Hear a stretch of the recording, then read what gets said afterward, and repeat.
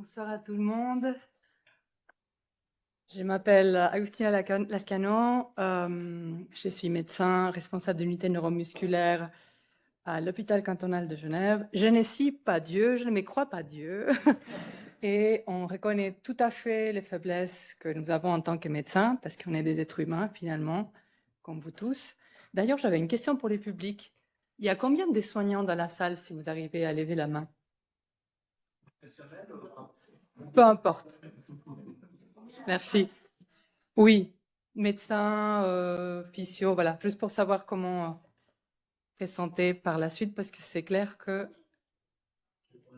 j'ai la tâche de vous parler des thérapies géniques, c'est pas une thématique facile. Bref, je vais faire de mon mieux.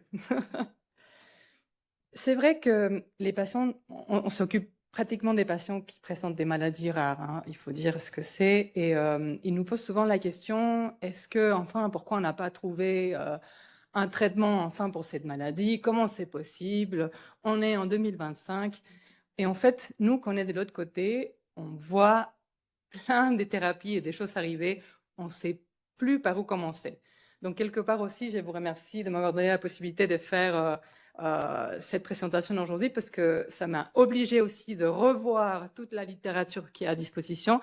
Et encore, je n'ai même pas fini tellement on a à raconter. Ça, c'est mes conflits d'intérêts. Donc, qu'est-ce qui a un petit peu changé, en fait, dans les côtés génétiques? Donc, ces dernières années, on était marqué par deux choses au niveau de la recherche biomédicale. D'un côté, le fait qu'on utilise des virus, en fait, comme outil pour pouvoir transférer, en fait, une information génétique dans la cellule. Et d'un autre côté, c'est qu'on a plein de techniques, des séquençages, qu'on appelle des séquençages à haut débit, qui permettent de mieux cartographier l'ensemble du génome, en fait. Donc, c'est comme un... Voilà, avant, on partait de... Même avant, on n'avait pas des gènes, on n'avait que des maladies avec des numéros. Et maintenant, on est parti vraiment à tout screener les génomes humains. Et grâce à ces deux choses combinées, en fait, le fait de pouvoir découvrir plus de gènes qui sont en lien avec des maladies et ces virus qui permettent de transporter du matériel génétique pour venir pallier cette problématique, c'est là que nous, on voit vraiment l'avancement. On a commencé déjà à utiliser des thérapies géniques sur d'autres maladies, en fait, l'eczéma ou encore la maladie de Charcot, la sclérose latérale amyotrophique. Donc, on commence à comprendre un petit peu comment ça marche et quelles sont quelques complications liées au traitement. Donc, je vais vous raconter un tout petit peu plus tard. Voilà. Qu'en est-il de cette génome, en fait, ce qu'on appelle le whole genome sequencing?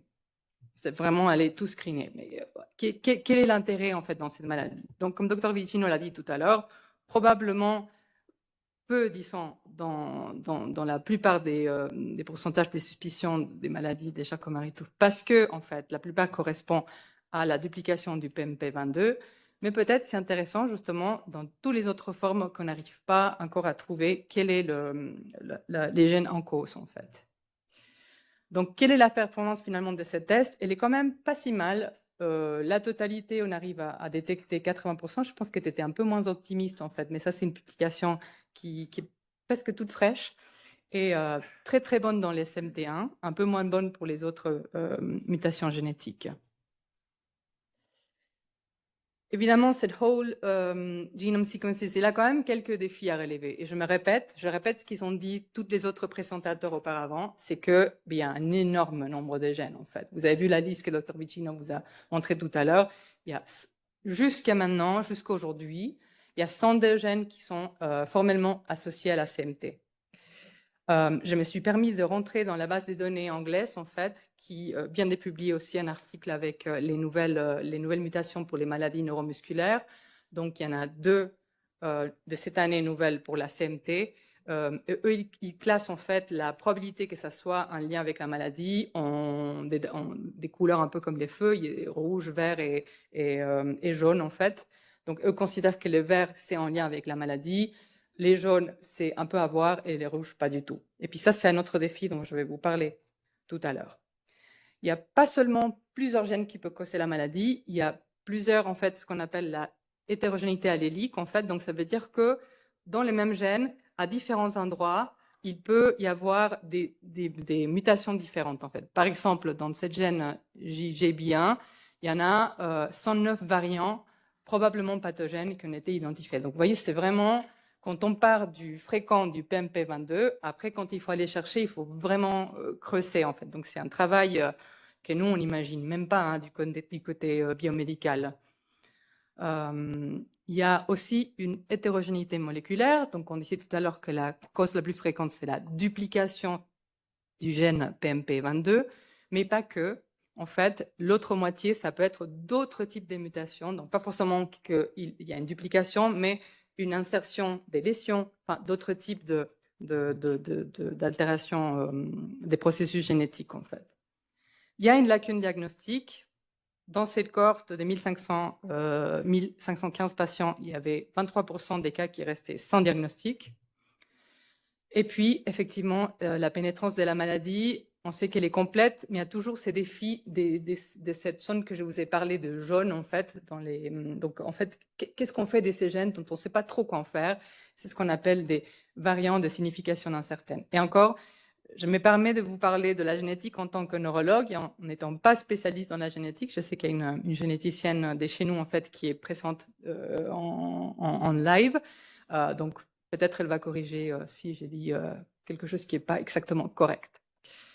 Donc, qu'est-ce que c'est la thérapie génique? Je vous ai mis la définition de la FDA. Donc, c'est tout simple, en fait. C'est tout simple à expliquer. Comme ça, c'est pas simple en soi. D'introduire dans l'organisme un matériel génétique, que ce soit l'ADN ou l'ARN, à des buts thérapeutiques.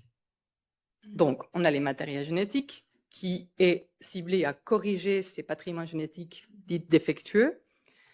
On a maintenant les vecteurs, comme je disais, qui peut être un vecteur viral, comme les lentivirus ou les adénovirus, ou encore des vecteurs synthétiques, donc non viraux, pour transporter ces matériels génétiques dans les cellules. Puis la voie d'administration, en général, c'est quand même des voies d'administration pas très sympathiques pour les patients parce que c'est intratécal, donc ça veut dire au niveau de la moelle épinière, enfin, pas la moelle en soi, dans les nerfs, intramusculaires, intraveineux, etc. Il y a deux types d'approches dans les transferts de cette thérapie génique. Soit c'est in vivo, donc on a notre matériel génétique avec notre virus qui va protéger comme un cheval de Troie, n'est-ce pas, qui va nous permettre d'insérer les produits chez la personne, donc ce qu'on appelle in vivo. Ou bien, plus utilisé en hématologie, tout ce qui est ex vivo, ça veut dire qu'on va prélever les cellules du patient, les modifier génétiquement et les réinjecter. Nous, on est surtout sur ces domaines-là. Je dis nous en neurologie. Puis après, quel est l'effet recherché? Donc, par exemple, pour la PMP22, quand on a une duplication, nous, on va vouloir, par exemple, faire un silençage génique, c'est-à-dire à supprimer cette protéine qui est en trop et qui cause les problèmes. Mais il y a d'autres types de techniques qui peuvent être utilisées selon la problématique génétique. L'édition génomique, c'est comme un espèce de super couteau suisse, en fait, qui va couper la partie qui est anormale et il va insérer une partie, donc en fait aider à recoder si on veut faire la correction du gène, ou encore les remplacements génétiques. Donc je vais vous montrer des exemples de ces types de thérapies qui sont en cours, bien sûr, tout dans les cadres de la recherche, parce que jusqu'à aujourd'hui, il n'y a aucune thérapie génique qui était approuvée pour la CMT. Ça, c'est quelques exemples. Vous avez vu que les listes étaient quand même très, très longues, hein, n'est-ce pas, des thérapies géniques en cours. C'était juste pour vous montrer sur ces trois dimensions qu'on avait parlé tout à l'heure. Donc, les silençages géniques, l'édition génomique. Donc, vous allez peut-être beaucoup lire cette thème de CRISPR-Cas9, c'est super couteau suisse, ou encore des remplacements géniques. Voilà, pour d'autres formes comme la mutation GJB1, etc. Après, la question, c'est, évidemment, hein, vous imaginez que c'est des thérapies qui sont extrêmement coûteuses. Vous avez certainement vu passer, il y a une dizaine d'années, la première thérapie génique qu'on utilisait dans les SMA, qui est sortie aux États-Unis, les Zolgensma, et qui coûte 2 millions de dollars, administration unique, en fait. Donc, c'est des traitements qui sont quand même très, très chers. Donc, on se pose la question, OK, quelle quel gène on doit cibler dans les cas de décès de maladie. Comme Dr Vicino l'a montré, peut-être on commence déjà par l'ordre de fréquence, ou bien il y a des chercheurs qui se posent la question, et qu'est-ce qui se passe si on essaye d'agir sur plusieurs gènes, en fait? Donc, il y a, par exemple, la thérapie génique avec l'adénovirus 1, associé et en fait, qui veut délivrer les gènes qui codent la neurotrophine 3. Et la neurotrophine 3, en fait, c'est un fourre-tout, c'est un facteur, ce qu'on appelle un facteur trophique. Donc, en fait, il va faire soutenir la fonction des cellules, en fait, aider la myéline et la réparation d'axones, comme un espèce de, je sais pas, Mister Muscle, quoi. Il va vraiment tout, voilà. Donc, ça va être vraiment adapté à toutes sortes de mutations. Premier exemple pour la CMT, pour la PMP22. Donc, quand il y a la duplication, je sais qu'on répète ça, mais vous allez comprendre pourquoi j'insiste là-dessus. Vous allez avoir une surproduction des PMP22 et on aura les phénotypes CMT1A. Quand il y a un en moins, c'est cette autre maladie qui n'est pas liée à la CMT, qui est la neuropathie, justement, avec une paralysie lors de site dépression, donc l'HNPP en anglais. Ça, c'est un exemple de comment ça se présente pour l'application PMP22. Donc, en fait, ce n'est pas juste une copie, c'est que quand il va être copié, ça ne sera pas exactement comme l'original, on va dire comme ça. Et celle-là va entraîner un problème au niveau de la gaine de la myéline et aussi au niveau de tous les câbles, on va dire comme ça. Donc, je vais vous montrer deux études cliniques. Un, c'était sur un modèle murin, donc chez les souris. Et puis l'autre, c'était, je vais vous montrer tout à l'heure. Donc les premières, c'est en utilisant les antinucléoïdes antisens, que nous, on connaît et on utilise en fait pour une autre maladie que Dr Vicino a parlé tout à l'heure, la mylose TTR. Donc, voilà, en fait, c'est un espèce de ARN simple BRIN qui va supprimer l'ARN, donc ça veut dire un des directeurs d'orchestre du gène, de produire cette PMP22. Donc, il va empêcher la production du PMP22. Et ça, ils sont essayés chez la souris. Puis, ils sont vus, si on compare les contrôles, donc en fait, la souris qui avait la mutation PMP22, mais qui n'y recevait pas les traitements. Ici, en vert, vous avez la souris qui reçoit les traitements. Et les wild type, en fait, c'est des souris qui n'ont pas la mutation. On voit que un temps après l'introduction du traitement, il y a des améliorations sur électrophysiologique, sur le ENMG, avec une augmentation de la vitesse des conductions. Donc ça, c'est en général un rapport avec la myéline. Et puis l'amplitude, et ça, c'est plutôt en rapport avec l'axone, en fait. Et quand on va regarder plutôt sur les microscopes et comptabiliser le nombre des fibres qui sont pas myélinisées, on voit que celui qui ont reçu les traitements, ils sont quand même mieux que ceux qui n'ont pas reçu les traitements. Une autre technique, mais dans le même état d'esprit, en utilisant une autre technologie encore plus chère, où on met l'ADN double BRIN. Et puis là, en fait, ce qu'ils ont fait, c'est au début, ils ont fait un essai clinique chez la souris et ensuite chez les singes. Chez la souris, c'était plutôt pour voir en fait l'efficacité. Et effectivement, comme pour l'autre étude, ils ont vu que il y avait quand même une amélioration de la fonction motrice. Et puis, c'est les singes aussi pour voir la toxicité, parce qu'on considère que c'est des modèles qui sont un peu similaires à l'être humain. Et ce que je n'ai pas mis dans ces diapositives, ils ont démontré qu'effectivement, il n'y avait pas de toxicité. Ils ont fait des prélèvements de tous les organes et regardé sur les microscopes, donc sur les foies, sur les cœurs, sur les poumons. Il n'y avait pas de toxicité sur les autres organes. Et puis, il y avait aussi une amélioration en termes de la force motrice. Et on voit aussi de la diminution du PMP22 dans la cellule. On change de gène sur l'autre gène fréquent qui est le GJB1. Et cette gène, en fait, il est en charge des... je vais vous expliquer. Donc, en fait, il y a une perte de la fonction de ces gènes qui va coder la protéine connexine 32. Il faut penser que cette protéine connexine 32, c'est une sorte de pont entre deux villes, en fait.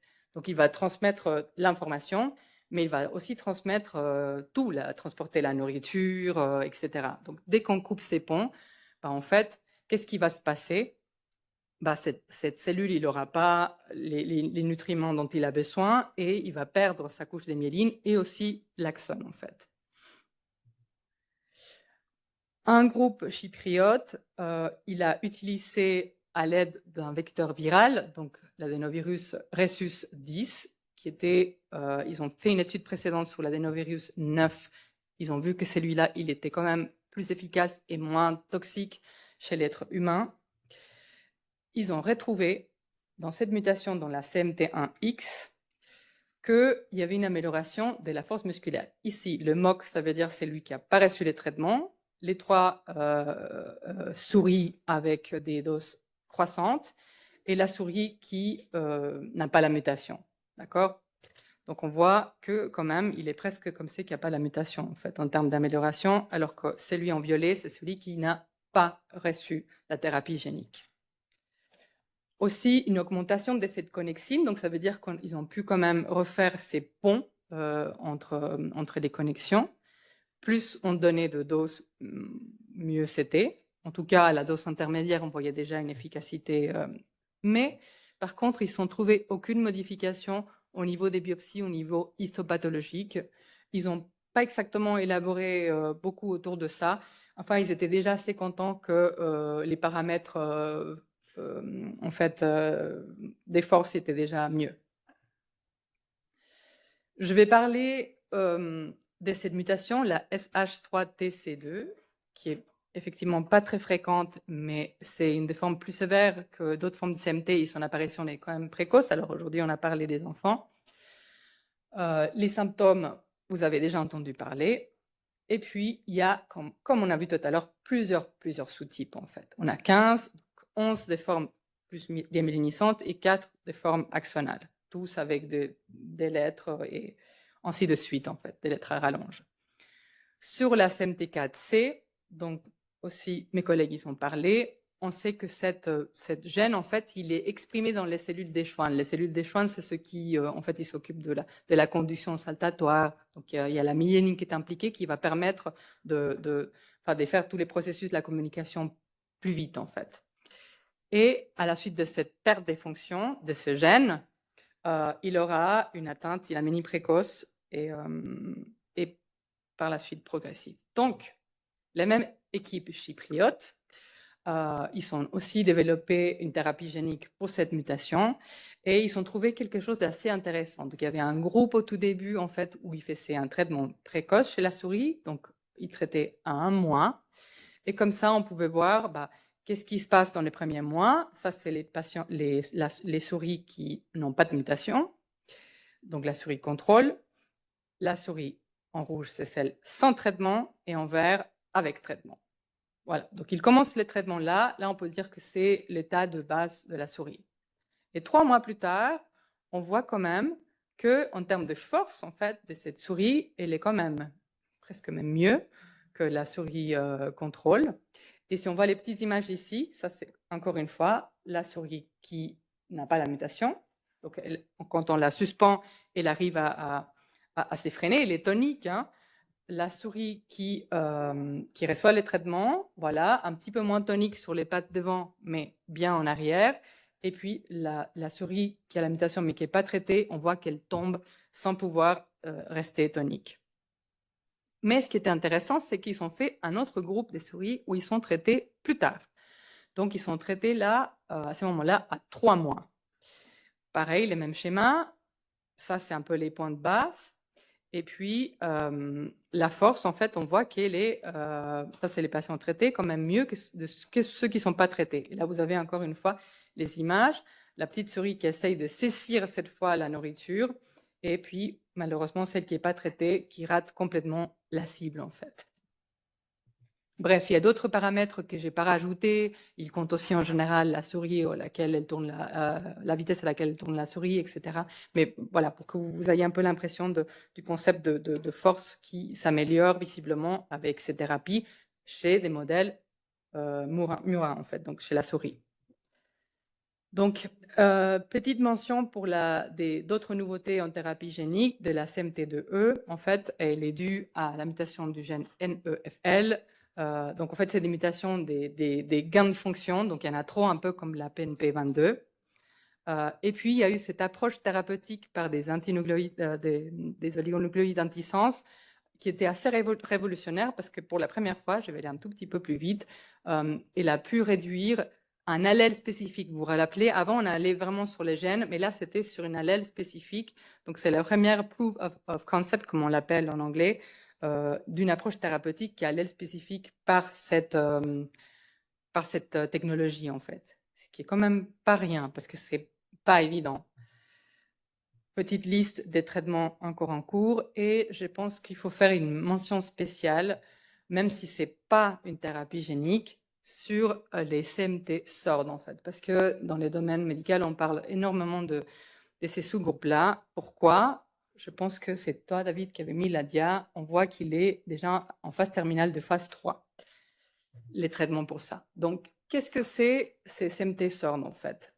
C'est une mutation dans les gènes SORD qui s'occupe d'écoder le sorbitol déshydrogénase, je vais vous montrer tout à l'heure. En fait, il y a un phénotype qui fait plus ou moins CMT2 ou un tiers cette forme motrice pure, en fait. Et qu'est-ce qui se passe ici? C'est qu'en fait, je me permets de cibler là. Normalement, la glucose, elle va se transformer en sorbitol et les sorbitols ensuite en fructose. Et puis, quand cette enzyme qui est là ne fonctionne pas, bah, les sorbitols, il va se cumuler. Les sorbitols, comme tous les sucres, les nerfs, ils n'aiment pas ça. On le voit chez les patients diabétiques qui ont trop de sucre dans le sang. En fait, les nerfs, ils n'aiment pas les sucres. Ils n'aiment pas l'alcool, ils n'aiment pas les sucres. Je suis désolée, je dois vous dire ça. Et bah, dans ces patients, on va, dans cette cohorte qui a été publiée cette année, ils ont montré que les taux dans la prise de sang, on pouvait détecter, donc ça c'est quelque chose d'assez nouveau parce qu'on ne voyait pas ça dans d'autres neuropathies, enfin en tout cas dans la CMT, les taux sériques de sorbitol étaient quand même très très élevés par rapport au groupe contrôle. Et puis, par chance ou malchance, il y a une compagnie, Applied Therapeutics, qui était en train de développer ces médicaments qui s'appellent Govorestat pour une autre pathologie chez l'enfant qui s'appelle la galactosémie, aussi un problème des métabolismes. Donc, en fait, qu'on essaye justement d'éviter cette accumulation de sorbitol ou d'autres pathologies. Et puis, ils se sont dit, bah, tiens, on va peut-être l'essayer dans ces cas-là parce qu'on a tout à gagner en fait. Donc, il y a ces médicaments-là qui ont un nom un peu James Bond, AT007, qui va inhiber l'aldolase réductase. Donc, justement, pour dégrader, il va faire office de cette enzyme qui ne fonctionne pas en fait. Il va s'occuper de faire le nettoyage qui n'est pas fait par l'enzyme qui doit le faire. Donc, comme j'ai dit tout à l'heure, ça, c'est les indications actuelles.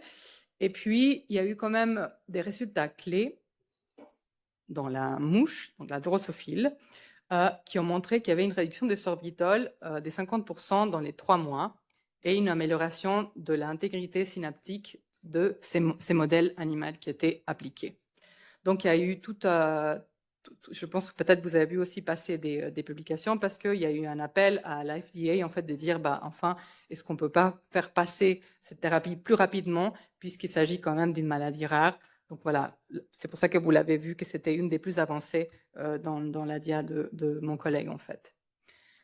Mais voilà, il y a plein de défis thérapeutiques dans la CMT. On est plein d'espoir, hein. On voit que les choses ils bougent énormément, mais on est quand même confronté à des problématiques qui sont inhérentes à la maladie, inhérents aux techniques des thérapies géniques et inhérents au système de santé. Donc, le fait que ça soit hétérogène, l'histoire naturelle de la maladie, parce que finalement, c'est une maladie qui évolue très lentement. Donc, c'est extrêmement compliqué de trouver, et ça, je vais vous montrer plus tard, des marqueurs, en fait, qui nous permettent de suivre est-ce qu'un traitement, il a un impact ou pas, tellement elle évolue lentement. Il y a des enjeux dans des études cliniques. Donc, en fait, il y a aussi une grosse difficulté pour les recrutements des patients.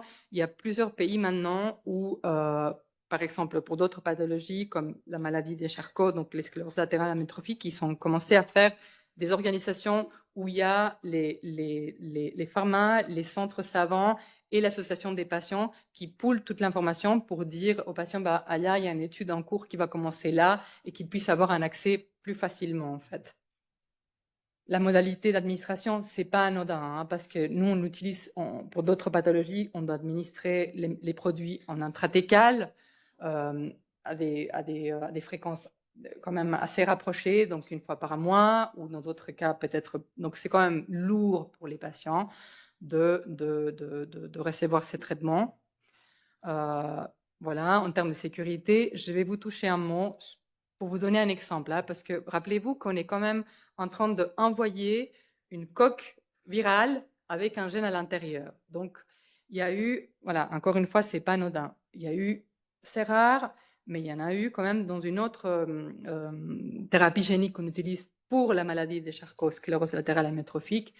7% des patients qui ont présenté des effets indésirables graves avec des méningites ou des myélites, donc des inflammations. Voilà, à garder en tête. C'est pas la plupart, mais c'est quand même là et c'est des choses qu'il faut garder à l'esprit. On n'a pas la même problématique avec d'autres thérapies géniques qu'on utilise. Ça, c'est une des premières, mais on voit effectivement que quand on l'administre, l'inflammation, donc ce qu'on appelle les protéines et les globules blancs, ils augmentent par rapport même au comparatif, mais aussi, ça c'est les groupes des patients qui avaient eu les 7% des patients en fait des effets indésirables graves, il y avait quand même plus d'inflammation et plus des protéines dans les liquides. Bref, les coûts et les financements, c'est un énorme problème parce qu'on est en train de faire des concurrences avec d'autres maladies qui sont plus fréquentes. Les coûts de fabrication, c'est énorme en fait. Et comment est-ce que les systèmes de santé il va pouvoir soutenir ça sur les longs termes? Si on parle des traitements de 2 millions, ou imaginons que c'est un peu moins, mais ça reste dans des prix qu'on ne peut même pas s'imaginer. Comment est-ce qu'on va les soutenir? Et après, on se pose la question, pourquoi? Après, c'est un débat politique et c'est beaucoup plus complexe, mais pourquoi les primes des assurances maladie, ils augmentent toutes les années? Parce que, il y a tout ça, d'autres problèmes, je suis d'accord avec vous, mais qu'il faut garder en tête quand même. Il y a un impact. Voilà, comme on parlait tout à l'heure, le fait d'avoir une équité d'accès au traitement et puis les biomarqueurs. Comment est-ce qu'on va faire pour mesurer la réponse à un traitement? Comment est-ce qu'on sait? Parce que nous, de notre côté aussi, on a les assurances maladie qui nous demandent. Mais enfin, est-ce que votre traitement il est efficace ou pas? Parce que je ne vais pas continuer à vous payer ça. Hein. Il faut nous démontrer. Donc nous, on doit démontrer. Et puis, qu'est-ce qu'on a? On parle de ces biomarqueurs humides, donc prise de sang, liquide céphalorachidien, ou les biomarqueurs secs, donc techniques d'imagerie, ou encore des séchelles cliniques. On va parler de tout ça tout à l'heure. Donc les neurofilaments, par exemple, en fait, c'est une espèce de, si j'essaye de vulgariser comme un débris qu'on voit quand il y a un endommagement de neurones, en fait, qu'on peut quantifier. Très débattu son utilité dans les Charcot-Marie-Tooth, mais c'était quand même utilisé dans toutes les études cliniques des thérapies géniques pour quantifier s'il y avait une amélioration ou une diminution de l'impact de l'attente axonale, des protéases, l'analyse protomique, qu'on voit que ça apparaît partout, même dans des pathologies non héréditaires, et puis les biomarqueurs secs comme l'IRM quantitatif. On va parler du fat fraction, l'ultrason neuromusculaire aussi, qui va nous permettre de mesurer les muscles, pas vraiment parce que c'est les muscles qui nous intéressent, mais parce que ces muscles, ils reçoivent l'énergie du nerf, donc ça va être une mesure indirecte. Les montres connectées, les stepwatch, ça c'est un peu moins coûteux, l'assurance maladie va être content. Et puis des échelles cliniques, il faut se rappeler que plusieurs de ces échelles cliniques, ils ont été conçus pour les études cliniques, donc peut-être ils ne sont pas tout à fait adaptés vraiment aux problématiques du patient. Quoi. Ça nous permet de quantifier certaines choses et ça a été conçu plutôt pour avoir un follow-up, un suivi des thérapies qu'on administre en fait. Ça, c'est un exemple de ce qu'on peut faire avec l'IRM. Et moi, je ne suis pas du tout performante dans des contextes d'imagerie quantitative, en fait. Mais en gros, si je vous explique ce qu'ils font les centres de recherche pour voir, c'est un suivi d'un traitement dans d'autres pathologies neuromusculaires, c'est qu'ils vont prendre différentes séquences, ils vont à la main segmenter les différentes zones d'intérêt du muscle, et puis après, ils vont faire des analyses où ils vont plus ou moins enlever la graisse, plus ou moins enlever les muscles pour voir les nerfs, pour voir les muscles, etc. Et par la suite, ça c'est un exemple d'un patient qui était, donc c'était au moment de l'inclusion à l'étude, et puis du suivi. Puis on voit que en fait, croyez-moi, hein, dans la CMT, si on prend peu importe lesquels le rond que vous voulez là, le vert là, c'est à peu près la même taille, en fait, parce que les changements annuels sur ces fractions, sur ces paramètres-là, c'est de 1,5%. Donc, c'est très, très compliqué, en fait, même avec les techniques radiologiques les plus performantes, en fait. Ça, c'est un autre exemple de ces neurofilaments dont je vous ai parlé tout à l'heure. Cette étude qui date, hein, et puis qu'après, il n'a pas forcément été révalidé par d'autres équipes de recherche. Il y avait quand même, voilà, il était quand même plus élevé dans les patients atteints des Charcot-Marie-Tooth par rapport au contrôle. Donc voilà, on s'était dit pourquoi pas suivre ces paramètres-là pour évaluer l'efficacité du traitement et dans les futurs peut-être la réponse au traitement, quoi. Donc, j'arrive à la fin. Il y a des options prometteuses, hein. Pour nous, c'est toutes les 3 mois, en fait, on doit se mettre à la page, alors qu'avant, on pouvait passer des années sans avoir aucune nouvelle, en fait, des changements en ce qui concerne les traitements de ces maladies rares. Il y a des considérations qu'il faut garder en tête, la voie d'administration, la toxicité, des choses pratiques pour les patients. C'est pas juste j'ai trouvé un traitement, youpi, on va essayer. Non, il y a un patient derrière. C'est lourd d'assumer ces types de traitements, en fait. Il y a des défis persistants. Pour l'instant, je veux dire pour les thérapies géniques dans la CMT, qui restent encore au niveau des modèles animaux. Des fortes doses sont nécessaires, donc voilà, qu'en est-il par rapport à la toxicité, les coûts qui sont élevés, besoin des biomarqueurs fiables justement pour quantifier la réponse au traitement. Et puis maintenant, on peut aussi se poser la question, est-ce qu'on peut, voilà, un peu définir, avoir des stratégies thérapeutiques différentes en fait. Et puis il y a des centres de recherche qui travaillent un peu sur un ou sur l'autre, pas trop sur les deux. Donc, soit développer un traitement spécifique, comme c'est le cas de cet AT007 dans la neuropathie liée au SORD, ou bien, comme on montrait avant, un mécanisme comme cette neurotrophine 3 qui va être commun à plusieurs formes, en fait. Voilà, tout ça, ça reste à débat. Merci de votre attention.